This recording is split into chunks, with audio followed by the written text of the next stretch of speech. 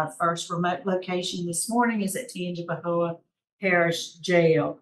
We are seated at DOC headquarters in Baton Rouge, and I'd like to have our staff please introduce yourself for the record. Jasmine Thompson. Sherelle Faber. Thank you. And we have Mr. Baker. Is that you? Yes, ma'am. Is there any officer in the room with you, or are you by yourself? I'm by myself. Okay. So we're here for a revocation decision this morning. So are you ready to proceed with your revocation hearing this morning? Yes, ma'am. All right. I'll read the allegations against you, after which you'll enter a plea of guilty or not guilty. And then your case has been assigned to Mr. Tillis, seated to my left. So once we get your pleas entered, we're asking you some questions. You can provide any statement you like to him, right? Yes, ma'am. All right. So, give us your name, DOC number. Clyde Baker, 397205. Is it Clyde Williams Baker? It's Clyde Wilson Baker. Williams was my maiden name. My last name was changed. Oh, okay. So I'm gonna call you Mr. Clyde Baker. Yes, ma'am. All right. Mr. Baker, you're accused of violating the conditions of your parole. Condition number 13, and there's two parts. The first one is we're going to call it 13A. You were found by probation and parole agents to be at 1215 Smith Square in Hammond, which is within 1,000 feet of Mooney Park, the Regina Child Development Center, Hammond Head Start, Elias Early Learning Center, and Hammond Junior High. How do you plead to violating that condition number 13? Guilty. And we're going to take your statement in just a second. The second part of that is you were found in contact with 2 juvenile females by probation and parole agents on September 12th, 2024. How do you plead to that violation? Not guilty. Guilty? Okay. Would you answer Mr. Tillis' questions, please? Yes, ma'am. Baker, how are you doing this morning? I'm fine. How are you? All right, I read your case. Tell me what happened. You were getting your hair cut, or? I just went over there to get my hair done for a job I had just got hired at. My hair is just like it is now. When they came arrested me, and Mr. Kennedy had called the phone, asked for me. He said that he was doing his routine check on his people, and he was checking on me. And I had let him know that I had just went over there to get my hair braided before I started the job that I had just got hired at. And he said, "Congratulations." And he had asked me where I was, and I told him I was at Smith Square. And he said, "Okay." And then he asked me how I was, and I said I was all right. You know what I'm saying? He told me congratulations about the job and stuff. So a couple minutes later, he called back and asked what was the address. And that's when he just had pop up there, you know what I'm saying? And I was just going inside when he came there, you know what I'm saying? I was outside when he called, and Ms. Irma had brought me the phone. So when he came, he looked around. When he knocked on the door, Ms. Irma was on the way out the door because I had informed her of that if he was to come there, that I may get arrested because I ain't supposed to be around other kids. And she was like, "Well, she said I was going to bring them by someone's house while she do my hair so I can go to work." And on the process of her going out the door, he was knocking on the door coming in. So when she opened the door, she met him at the door, and he stepped in. He asked for me, and I was on my way to the door to him. You know what I'm saying? They asked me to step outside. That's when they arrested me. That's just what I read. Did you know you were not supposed to be around or within I think 1,000 feet of Yeah, yes, sir. But it wasn't my intention to hang there. I just went there to go get my hair done because that was the closest place I can get my hair done at the moment.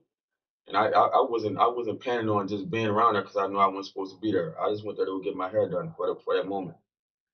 I see. So you knew you weren't supposed to be there. Yes, sir. Okay. I have no questions. I have no questions. All right. Anything else you want to say to us, Mr. Baker, before we're done?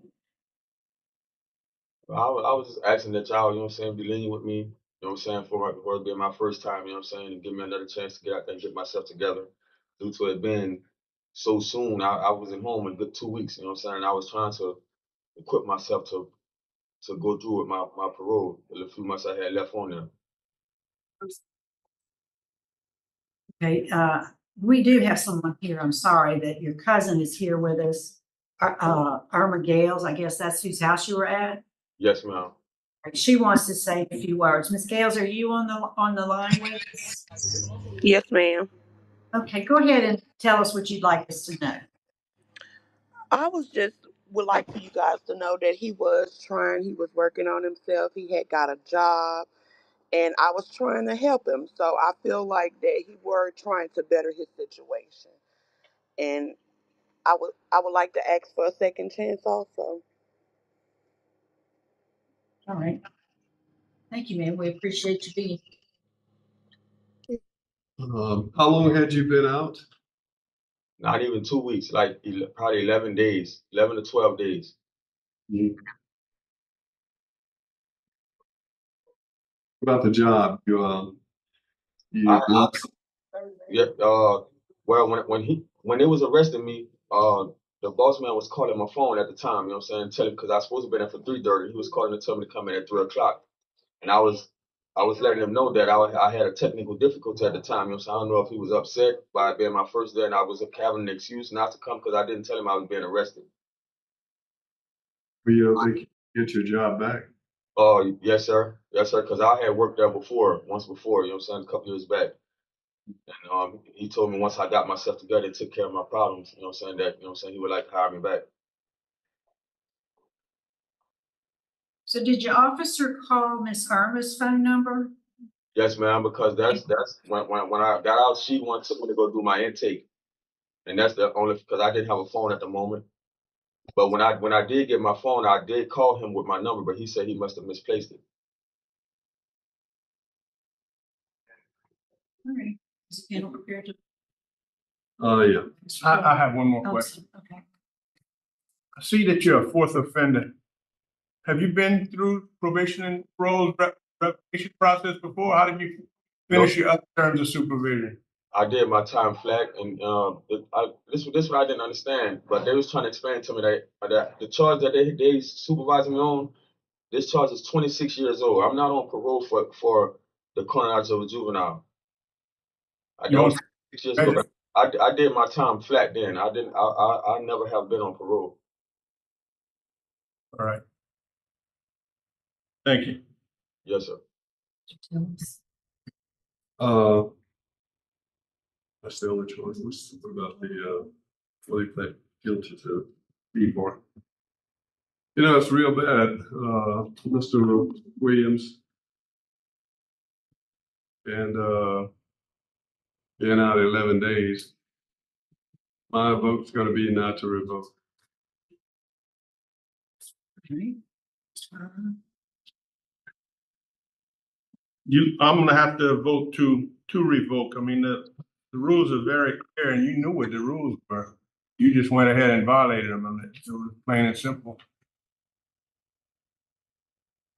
To Mr. Baker will vote to vote because you admitted to us today that you knew you wasn't supposed to be there. So you received one favorable vote, 2 votes to revoke your parole. So today your parole is being revoked.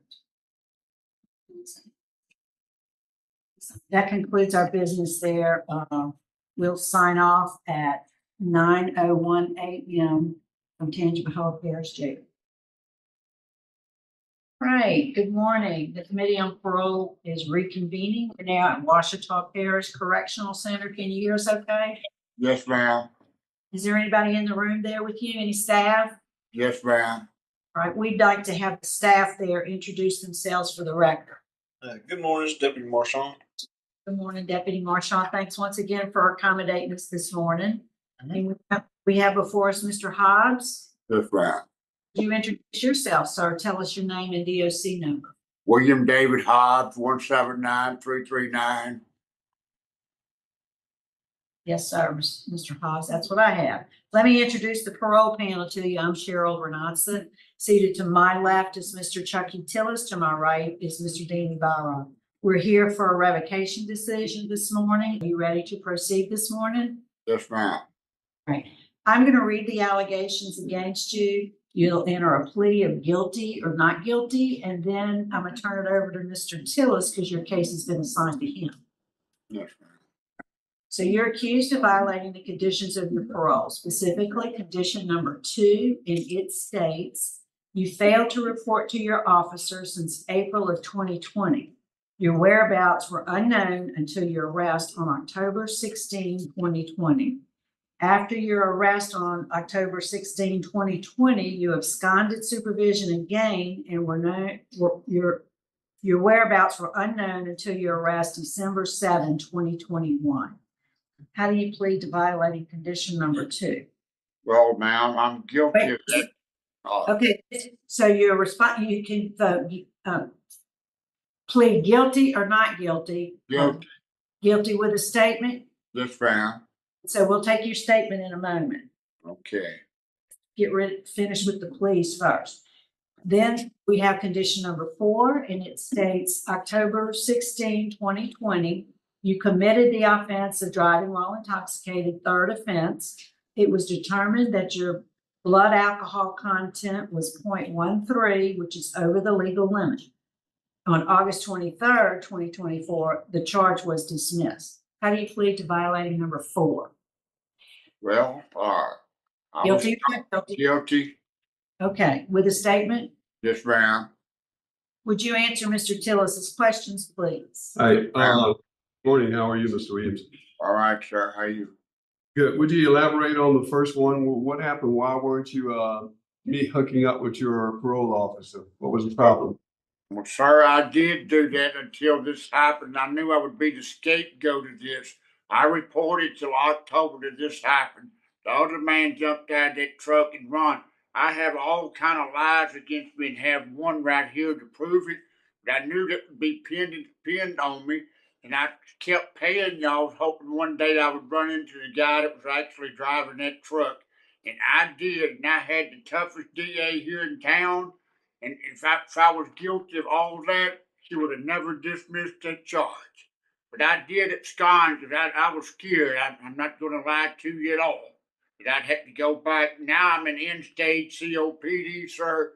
I'm just asking to go home and be on hospice with a monitor. And I won't ever give any trouble again.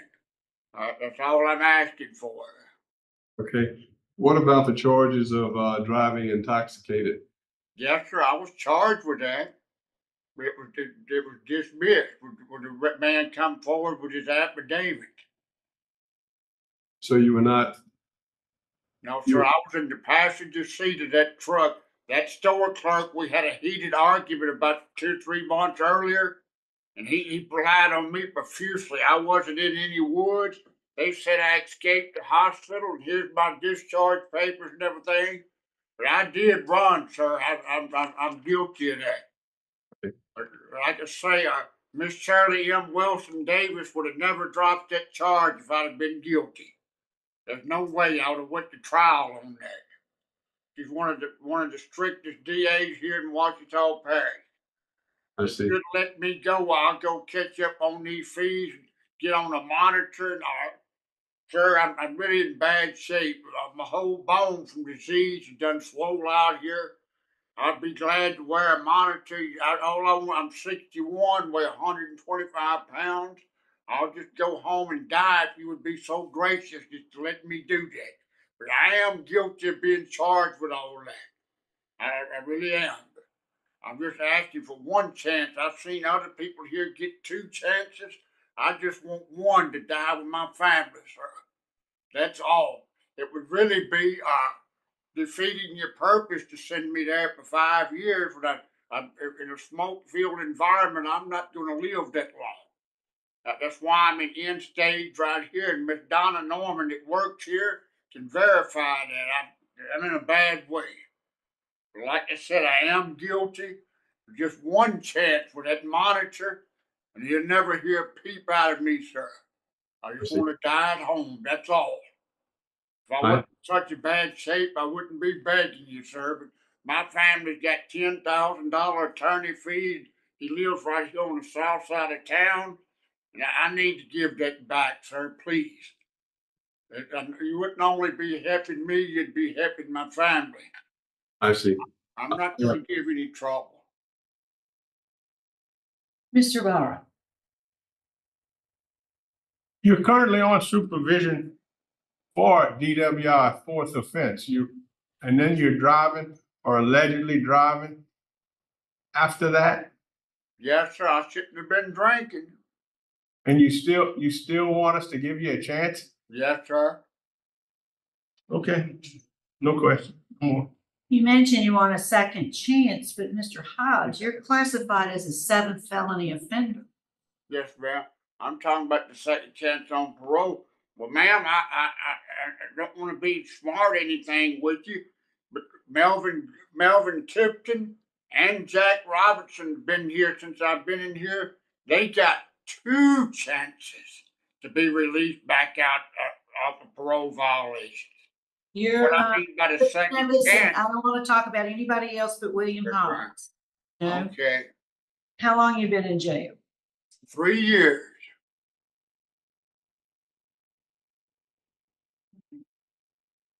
Anything else you want to say? No, ma'am. Very good. Yeah.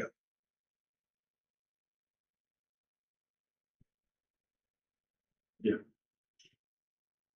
All right, we're going to be voting now, Mr. Hobbs. Mr. Tillis will be voting first. My vote is to revoke. You said you pled guilty to these charges, and my vote's going to be to revoke. Mr. Bowden. I vote also to revoke. It's unfortunate, Mr. Hobbs. I do agree with my colleagues. My vote today is to revoke your parole. Do y'all drink?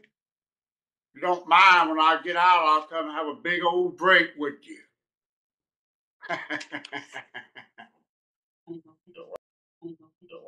We're that concludes our business in Washington. Sign off. I'll get out. What Turn should I tell 17. you? All right.